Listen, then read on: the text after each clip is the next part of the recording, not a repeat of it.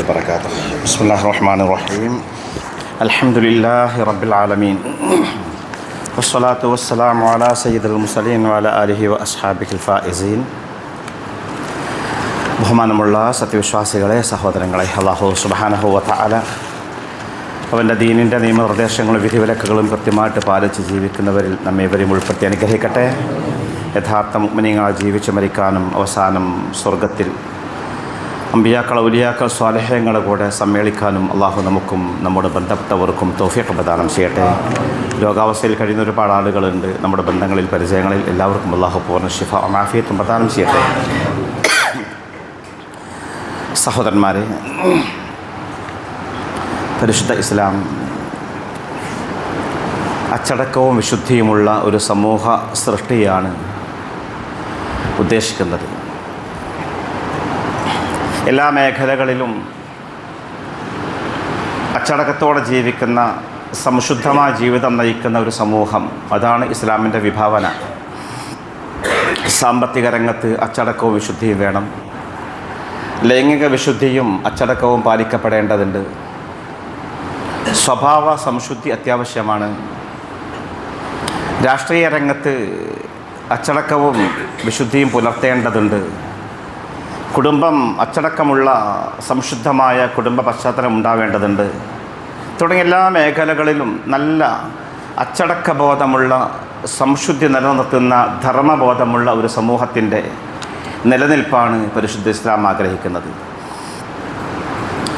വിശുദ്ധ ഖുർആനിൽ ആ കാര്യം കൃത്യമായിട്ട് അല്ലാഹു നമ്മെ ബോധ്യപ്പെടുത്തിയിട്ടുണ്ട്. സൂറത്തുൻ നഹ്ലിലെ 90-ാമത്തെ വചനം, ഇന്നല്ലാഹ യഅ്മുറു ബിൽ അദ്ലി വൽ ഇഹ്സാനി വ ഈതാഇൽ ഖുർബ. നാം രണ്ടാമത്തെ ഖുത്ബയുടെ അവസാനം ഒരു ഉദ്ബോധനമുണ്ടല്ലോ, ഇന്നല്ലാഹ യഅ്മുറു ബിൽ അദ്ലി വൽ ഇഹ്സാനി വ ഈതാഇൽ ഖുർബ. തീർച്ചയായിട്ടും അല്ലാഹു നിങ്ങളോട് നിർദ്ദേശിക്കുന്നത് നീതിയാണ്, നന്മയാണ്, കുടുംബബന്ധം പുലർത്തലാണ്. വ ഇൻഹാനിൽ ഫഹ്ശാഇ വൽ മുൻകർ വൽ ബഗി. അള്ളാഹു നിങ്ങളെ വിലക്കുന്നത് മ്ലേച്ഛമായ, വൃത്തികേടായ, തെറ്റായ, അക്രമപൂർണമായിട്ടുള്ള പ്രവർത്തനങ്ങൾ മാറി നിൽക്കാനുമൊക്കെയാണ് അള്ളാഹു നിങ്ങളെ വിലക്കുന്നത്.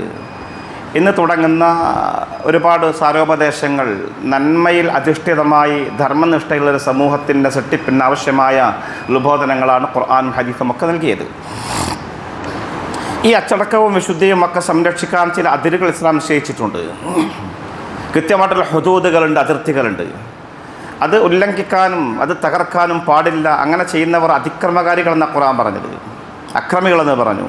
തിൽക ഹുദൂദുള്ള, അള്ളാഹുവിൻ്റെ ഹദ്ദുകളാണവ, നിയമനിർദ്ദേശങ്ങളാണ്, അള്ളാഹുവിൻ്റെ അതിർത്തികളാണവ. വമൻ യതഅദ്ദ ഹുദൂദല്ലാഹി ഫഉലൈക ഹുമുൽ ളാലിമൂൻ. അള്ളാഹു നിശ്ചയിച്ച പരിധികളെ, അള്ളാഹു തീരുമാനിച്ച മതിൽക്കെട്ടുകളെ, അവൻ സൃഷ്ടിച്ച ഈ മേഖലകളെ ആരെങ്കിലും മറികടക്കാൻ ശ്രമിക്കുകയാണെങ്കിൽ ഫഉലൈക ഹുമുൽ ളാലിമൂൻ, അവർ അക്രമികളാണ് എന്ന് വിശുദ്ധ ഖുർആൻ കൃത്യമായിട്ട് നമ്മളെ ബോധ്യപ്പെടുത്തിയിട്ടുണ്ട്.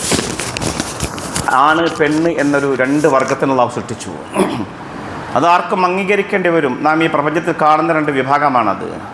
വിശുദ്ധ ഖുർആൻ പറഞ്ഞു കൃത്യമായിട്ട്, യാ അയ്യുഹന്നാസ്, ഏ മനുഷ്യരെ, ഇത്തഖൂ റബ്ബക്കുമുല്ലദീ ഖലഖക്കും മിൻ നഫ്സിൻ വാഹിദ.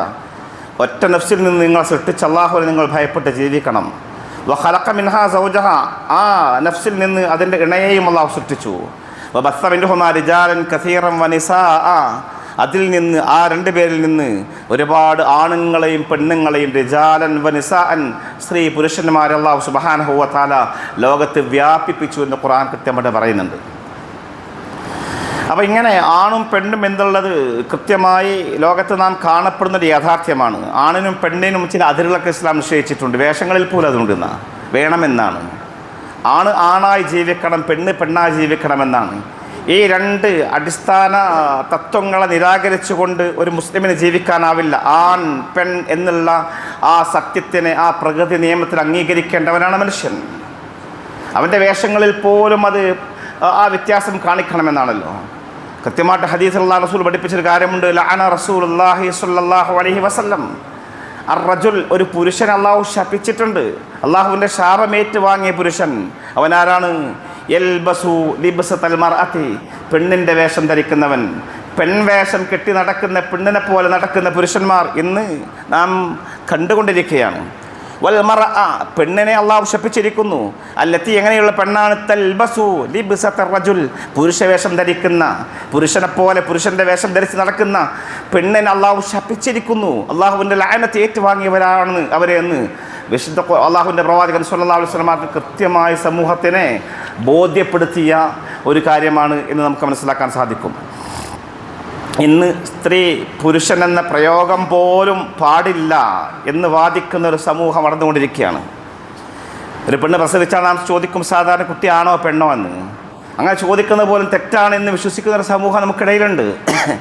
കാരണം ഇന്ന് അതിനെ പ്രൊമോട്ട് ചെയ്യുന്ന ആളുകൾ പറയണത്, അത് പ്രചരിപ്പിക്കുന്ന ആളുകൾ പറയണത്, ഓരോ കുട്ടിയും ജനിച്ച് വീഴുന്ന സമയത്ത് അവനവൻ്റെ ജെൻഡർ തീരുമാനിക്കപ്പെടേണ്ടതില്ല. അവൻ സ്വയം വലുതായി പ്രായപൂർത്തിക്കായതിൻ്റെ ശേഷമാണ് അവൻ ഞാൻ ആണാണോ പെണ്ണാണോ തീരുമാനിക്കേണ്ടത്. അതിലുള്ള അവകാശം അവർക്കാണെന്നാണ്. അതൊരു ഒരു ഒരു കഥ പറയല്ല സഹോദരന്മാർ. അങ്ങനെയുള്ളൊരു ചിന്താഗതി നമ്മുടെ സമൂഹത്തിൽ, നമ്മുടെ പ്രത്യേകിച്ചും കൗമാരക്കാർ യുവാക്കളൊക്കെ പടർന്നു പിടിച്ചുകൊണ്ടിരിക്കുകയാണ്. നിരന്തരമായ ബോധവൽക്കരണത്തിൻ്റെ അല്ലെങ്കിൽ ഇഞ്ചക്ഷൻ്റെ ഒക്കെ ഫലമാട്ടങ്ങളുടെ ചിന്താഗതി, ആണും പെണ്ണും കിട്ടിയൊരു സമൂഹം, അല്ലെങ്കിൽ സ്വയം ഞാൻ ആണാണെന്ന് പറയുന്നത് പെണ്ണാണെന്ന് പറയുന്നത് അതൊരു മോശമായിട്ട് കാണുന്ന തലത്തിലേക്ക് ലോകം മാറിക്കൊണ്ടിരിക്കുന്ന ഭയാനകമായ അവസ്ഥ. റീൽസുകളിലും സിനിമകളിലുമൊക്കെ അഭിരമിക്കുന്ന നമ്മുടെ യുവാക്കൾ, നമ്മുടെ പുതിയ തലമുറ, അവരൊക്കെ അത് മെല്ലെ മെല്ലെ നമ്മുടെ സൊസൈറ്റിയിൽ പോലും അത് മെല്ലെ മെല്ലെ പിടിമുറുക്കിക്കൊണ്ടിരിക്കുകയാണ്. വിവാഹം വേണ്ട എന്ന് ചിന്തിക്കുന്ന ഒരു വലിയ സമൂഹം നടന്നുകൊണ്ടിരിക്കുകയാണ്. ഒരു ഗൗരവമുള്ള വിഷയമാണത്. വളരെ പെട്ടെന്നുണ്ടായ മാറ്റങ്ങളാണിതൊക്കെ. വിവാഹത്തിനെക്കുറിച്ചുള്ള കാഴ്ചപ്പാടായി മാറി വിവാഹം പോലും വേണ്ട എന്ന് ചിന്തിക്കുന്ന, നീ വിവാഹം കഴിക്കുകയാണെങ്കിൽ തന്നെ അത് ആണും പെണ്ണുമാവണമെന്നില്ല. ആണും തമ്മിൽ എല്ലാം കല്യാണം കഴിക്കാം, പെണ്ണും തമ്മിൽ വിവാഹിതരായിട്ട് ജീവിക്കാം എന്ന് ചിന്തിക്കുന്നൊരു തലമുറ ഒറ്റപ്പെട്ട സംഭവങ്ങളല്ല, വളരെ വളരെ ഭയാനകമായ തലത്തിൽ അതിൻ്റെ വർധനവ് ക്രമാതീതമായിട്ട് വർദ്ധിച്ചുകൊണ്ടിരിക്കുകയാണെന്നുള്ളതാണ് പഠനങ്ങൾ തെളിയിക്കുന്നത്. യൂറോപ്പിലെ കാര്യങ്ങളല്ല, നമ്മുടെ കേരളത്തിലെ മലബാറിലൊക്കെ കാര്യങ്ങളാണ്.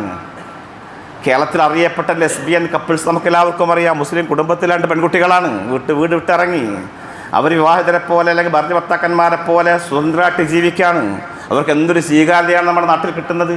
വലിയ വലിയ ഷോപ്പിംഗ് മാളുകൾ, വലിയ വലിയ സ്ഥാപനങ്ങളൊക്കെ ഉദ്ഘാടനം ചെയ്യാൻ പോലും ഈ വൃത്തികെട്ട ജീവിതം നയിക്കുന്ന ഈ കപ്പിൾസിനെ അല്ലെങ്കിൽ ഈ ലെസ്ബിയൻസിനെ വിളിക്കുന്നു എന്ന് പറയുമ്പോൾ സമൂഹത്തിൻ്റെ ധാർമ്മികമായ തകർച്ചയും അപചയത്വവും എത്രമാത്രം വർദ്ധിച്ചു എന്ന് നാം മനസ്സിലാക്കേണ്ടതുണ്ട്.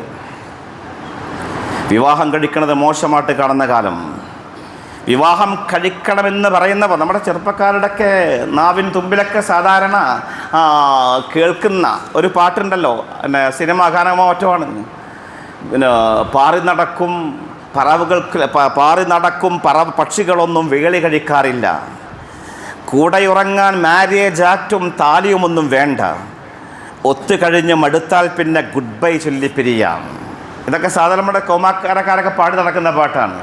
കല്യാണത്തിനോ മറ്റൊന്നും പ്രസക്തിയില്ല. പക്ഷികളും മൃഗങ്ങളൊന്നും കല്യാണം കഴിക്കാറില്ല, അവർക്ക് കുട്ടികളൊക്കെ ഉണ്ടാവില്ലേ. അങ്ങനെ ജീവിച്ചാൽ മതി എന്ന സ്വതന്ത്രമായ ഒരു ലൈംഗിക തലത്തിലേക്ക്, ഒരു ലൈംഗിക വൈകൃതത്തിലേക്ക് ആധുനിക ലോകം മാറിക്കൊണ്ടിരിക്കുന്ന ഭയാനകമായ അവസ്ഥ. ഈ വിവാഹം കഴിക്കണം എന്നൊക്കെ പറയുന്ന ആളുകൾ അവർ ഏറ്റവും മോശക്കാരായി കാര്യങ്ങളൊക്കെ തിരിഞ്ഞു മറിഞ്ഞു വന്നിരിക്കുകയാണ്. വിവാഹത്തിനെ പ്രോത്സാഹിപ്പിക്കുന്ന ആളുകൾ മോശക്കാർ. ആ ഒരു തലത്തിലേക്ക് ലോകം മാറി എന്നുള്ളതാണ്. ഇതൊരു സത്യാനന്തര കാലമാണ്. പോസ്റ്റ് ട്രൂത്ത് എന്ന് പറയപ്പെടുന്നൊരു കാലം നമുക്കറിയാം. സത്യാനന്തര കാലം എന്ന് പറഞ്ഞാൽ ഒരു യാഥാർത്ഥ്യം, ഒരു സത്യം, എല്ലാവർക്കും അറിയാവുന്നൊരു സത്യം, അത് എല്ലാവരും കൂടി പറയുന്നു അതല്ല ശരി, ഇത് നേരെ ഓപ്പോസിറ്റാണെന്ന് പറയുന്നു. ഞാൻ പറയുന്നത് ഈ സമയത്ത് ഇപ്പോൾ 12:50 എന്ന് ഞാൻ പറയുന്നു.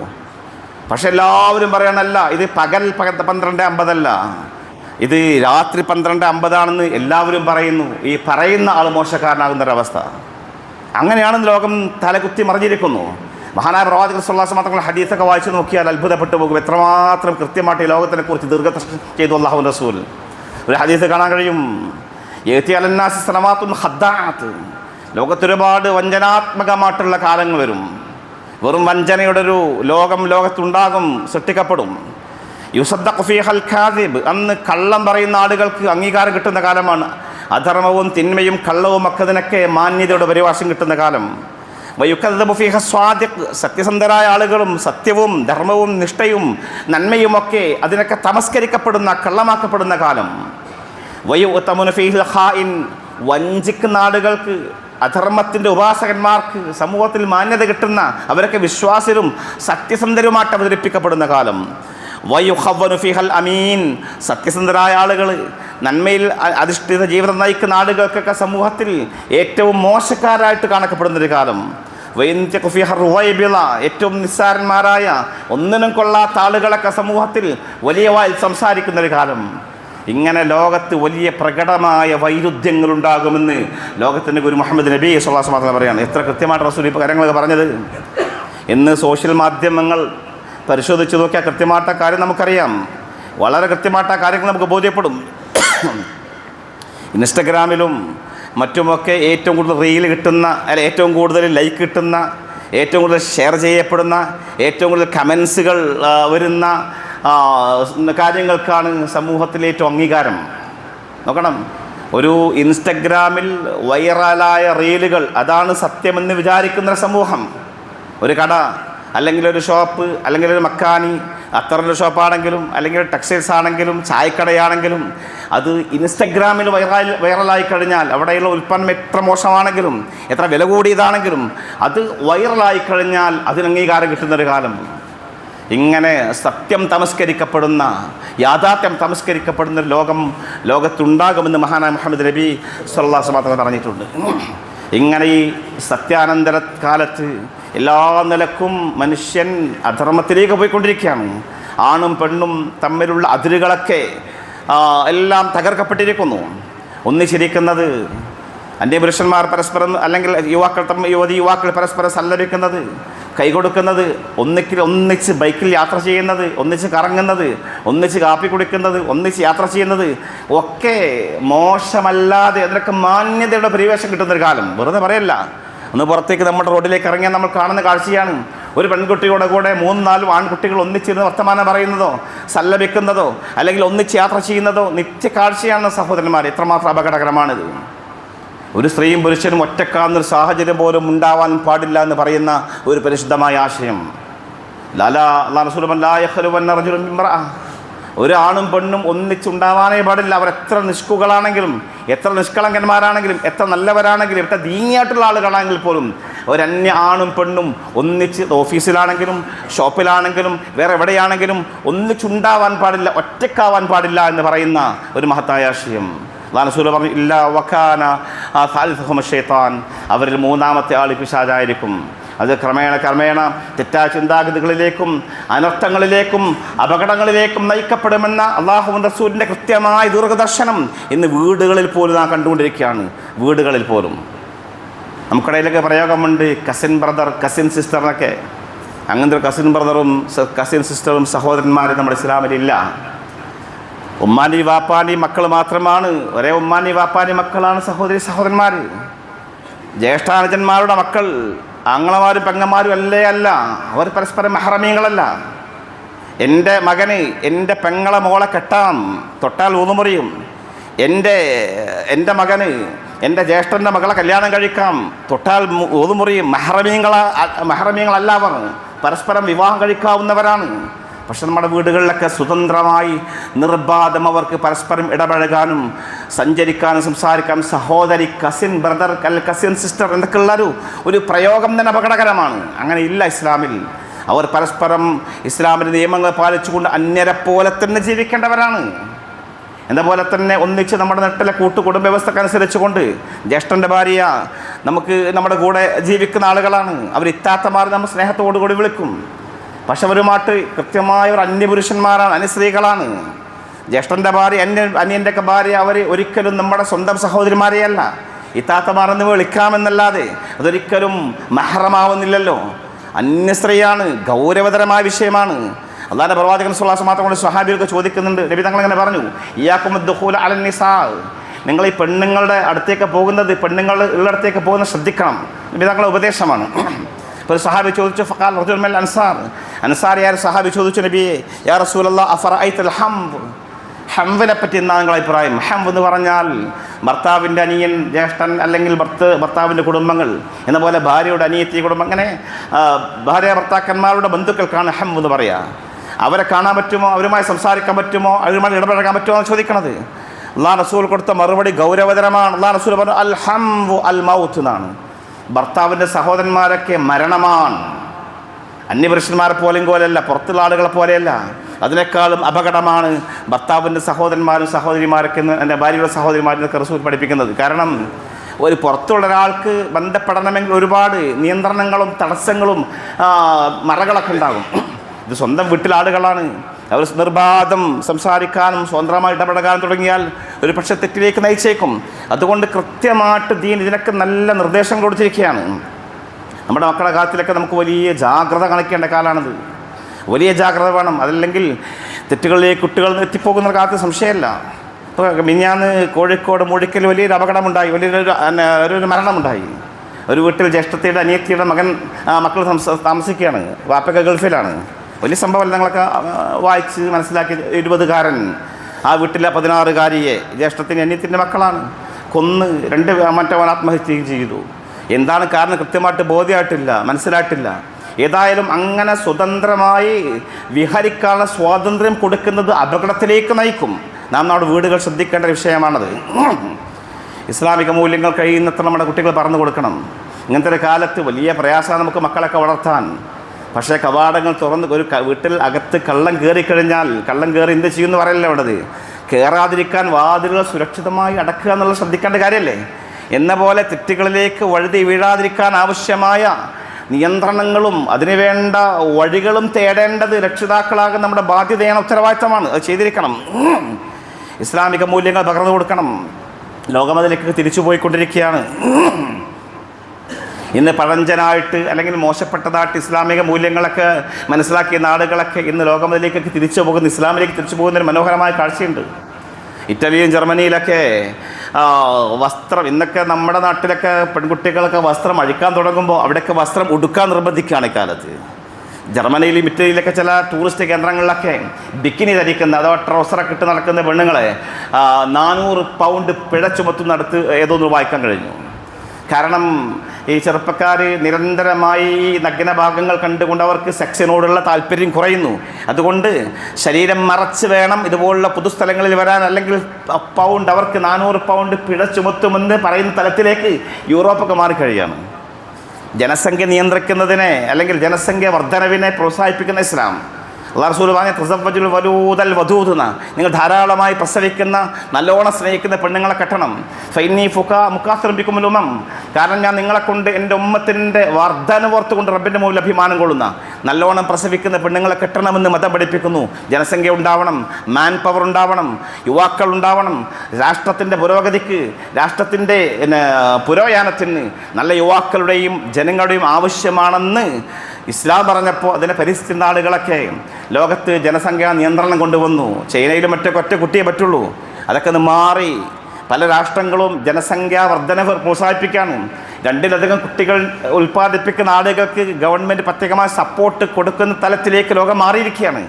ഇങ്ങനെ പഴയതൊക്കെ വിമർശിച്ചിരുന്ന ആളുകൾ ഇസ്ലാമിൻ്റെ പഴയ മൂല്യങ്ങളിലേക്ക് തിരിച്ചു പോരുന്ന മനോഹരമായ കാഴ്ചയും നമ്മുടെ മുമ്പിലുണ്ട്. കൗമാരക്കാരോടൊക്കെ പറയേണ്ടത്, ഇന്ന് റീൽസിലും മറ്റുമൊക്കെ അഭിരമിച്ച് ജീവിക്കുന്ന സഹോദരന്മാരെ മനസ്സിലാക്കേണ്ടത്, ലോകത്തറിയപ്പെട്ട സെലിബ്രിറ്റികളൊക്കെ അവരൊക്കെ മതത്തിൻ്റെ നിയന്ത്രണങ്ങൾ അല്ലെങ്കിൽ മതനിഷ്ഠകൾ പുലർത്തുന്നതിൽ വലിയ തൽപരരാണ്. ഒരുപാട് ആളുകൾ ആഭാസകന്മാരായിട്ട് ജീവിക്കുന്നുവെങ്കിൽ പോലും മതനിഷ്ഠ പുലർത്തുന്നതിൽ, ഇസ്ലാമിക മൂല്യങ്ങളിൽ അന്തസ്സ് കാണുന്നതിൽ എത്രയോ ആളുകൾ മുമ്പിലെടുത്ത സെലിബ്രിറ്റികൾ നമുക്ക് കാണാൻ കഴിയും. 2019 ഇംഗ്ലണ്ട് ലോക ക്രിക്കറ്റ് കപ്പ് നേടുന്ന സമയത്തുണ്ടായ ഒരു മനോഹരമായ കാഴ്ചയുണ്ട്. അന്ന് ക്രിക്കറ്റ് ടീം അംഗങ്ങൾ മുഴുവനും ഷാമ്പെയിൻ പൊട്ടിച്ചുകൊണ്ട്, ഒരു മദ്യമാണ് ഷാമ്പെയിൻ, അതിങ്ങനെ പൊട്ടിച്ചിട്ട് അതിങ്ങനെ അന്തരീക്ഷത്തിൽ പറത്തിയിട്ട് ആഘോഷിക്കുന്ന രംഗമുണ്ട്. വിജയിച്ച ആഘോഷമാണ്. ആ സമയത്ത് അതിലെ പ്രധാനപ്പെട്ട 2 കളിക്കാർ, ഇംഗ്ലണ്ടിലെ ലോകത്തെ അറിയപ്പെട്ട പ്രസിദ്ധരായ 2 കളിക്കാർ, അത് മൊയ്ൻ അലിയും അത് ആദിൽ റഷീദും, ആ 2 പേരും ആ മദ്യവുമായി ബന്ധപ്പെട്ട ആഘോഷത്തിൽ മാറി നിൽക്കുന്ന മനോഹരമായൊരു വീഡിയോ ലോകം മുഴുവൻ പ്രചരിച്ചിരുന്നു. അവർ ലോകത്ത് അറിയപ്പെട്ട സെലിബ്രിറ്റികളാണ്, വലിയ കളിക്കാരാണ്. എന്നാൽ പോലും ഈ ഒരു രംഗത്ത് നിന്ന് അവർ മാറി നിൽക്കുകയാണ്. അവരുടെ മതനിഷ്ഠ അത്രമാത്രം ഉണ്ടായിരുന്നു. നമുക്കറിയാം, സെനഗലിൻ്റെ പ്രസിദ്ധനായ താരം, നമ്മുടെ ചെറുപ്പക്കാർക്കൊക്കെ ഹരമായ സാഡിയോ മാനെ എന്ന് പറയുന്ന കളിക്കാരൻ, ചെറുപ്പക്കാരനായിട്ടുള്ള ആ കറുകറുത്ത മുത്ത്, വലിയ പ്രസിദ്ധനായ കളിക്കാരനാണ്. അതൊരു കളി കഴിഞ്ഞ് വരുമ്പോൾ ഹീറോയാണ് അദ്ദേഹത്തെ കെട്ടിപ്പിടിക്കാൻ ഒരു അന്യ സ്ത്രീ, ഒരു യുവതി ഓടി വരികയാണ്. അവനോടുള്ള ഇഷ്ടം കൊണ്ട് ആരാധന ഭ്രമമൂത്ത് ഓടി വന്ന് കെട്ടിപ്പിടിക്കാൻ ശ്രമിക്കുമ്പോൾ മാറി നിന്നുകൊണ്ട് തൻ്റെ ഇസ്ലാമിക മൂല്യം കാത്തു സൂക്ഷിക്കുന്ന സാദിയോ മാനയെ ലോകം അത്ഭുതത്തോടു കൂടി കാണുന്നു. അങ്ങനെ ലോകത്ത് ഒരുപാട് ആളുകളുണ്ട്, സെലിബ്രിറ്റികളൊക്കെ. പാകിസ്ഥാൻ കളിക്കാരായ ഇൻസമാമുൽ ഹക്കും ഷാഹിദ് അഫ്രീദിയും അതുപോലെ ദക്ഷിണാഫ്രിക്കയുടെ ഹാഷിം അമല പോലെയുള്ള ലോകപ്രസിദ്ധരായ ക്രിക്കറ്റർമാരൊക്കെ മതനിഷ്ഠ പുലർത്തുന്നതിൽ വലിയ ജാഗ്രത കാണിക്കുന്ന ആളുകളാണ്. അപ്പം ഇങ്ങനെ ലോകത്ത് നല്ലൊരു സമൂഹമുണ്ട്. എന്നാൽ ഇതൊന്നും മനസ്സിലാക്കാതെ വെറും റീലുകളിൽ കാണുന്നത് മാത്രമാണ് ജീവിതമെന്ന് മനസ്സിലാക്കി തൻ്റെ സ്വഭാവവും തൻ്റെ വേഷവും തൻ്റെ സംസ്കാരവും ആ രീതിയിൽ ക്രമപ്പെടുത്തുന്ന ഒരു തലമുറയും നമുക്കിടയിൽ വളരുന്നുണ്ട്. വളരെ ഗൗരവത്തോടുകൂടി രക്ഷിതാക്കൾ ഈ കാര്യം മനസ്സിലാക്കണം. ചെറുപ്പത്തിലേ നമ്മുടെ കുട്ടികളിൽ ഇസ്ലാമിക അവബോധം സൃഷ്ടിച്ചെടുക്കാൻ ശ്രമിക്കണം. ഇസ്ലാമിക വിദ്യാഭ്യാസ സ്ഥാപനങ്ങളൊക്കെ റമദാൻ ശേഷം തുടർന്ന് പ്രവർത്തിച്ചു കൊണ്ടിരിക്കുന്ന സമയമാണിത്. പട്ടിക്കാട് ജാമിയ നൂരി അറബി കോളേജിന് കീഴിലുള്ള ജൂനിയർ കോളേജുകൾ കേരളത്തിൻ്റെ പല ഭാഗങ്ങളിൽ പ്രവർത്തിക്കുന്നു. നമ്മുടെ പള്ളിയിൽ മനോഹരമായ ഒരു സ്ഥാപനം നടന്നു പോകുന്നുണ്ട്. സ്കൂൾ വിദ്യാഭ്യാസം 7ാം ക്ലാസ് പൂർത്തിയാക്കിയ മദ്രസ 5 or 6 കഴിഞ്ഞ് ഏതെങ്കിലും കുട്ടികൾ നിങ്ങളുടെ ബന്ധങ്ങളോ പരിചയങ്ങളെല്ലാം ഉണ്ടെങ്കിൽ ഭൗതിക വിദ്യാഭ്യാസം നേടാൻ ഒരു മനോഹരമായ സംവിധാനം നമ്മുടെ പള്ളിയിലുണ്ട്. അതുമായി സഹകരിക്കണം, നിങ്ങൾ പരിചയപ്പെടുത്തി കൊടുക്കണമെന്ന് സ്നേഹപൂർവ്വം ഉണർത്തിക്കൊണ്ട് ഞാൻ എൻ്റെ വാക്കുകൾക്ക് വിരാമം കുറിക്കുന്നു. വാഹുദഅ്വാന അൽഹംദുലില്ലാഹി റബ്ബിൽ ആലമീൻ.